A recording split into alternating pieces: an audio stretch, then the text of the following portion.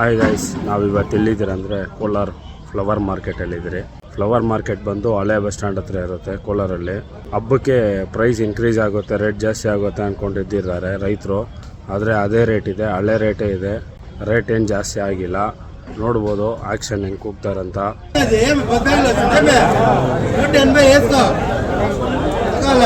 Rose ಬಂದು ದೊಡ್ಡ ಸೈಜ್ದು 180 ರೂಪಾಯಿ kg ಇವತ್ತು. ಚಿಕ್ಕದು ಬಟನ್ ರೋಸ್ ಬಂದು ಇವತ್ತು 86 ರೂಪಾಯಿ ಆಯಿತು kg. ಬಟನ್ ರೋಸು ಚಿಕ್ಕದು.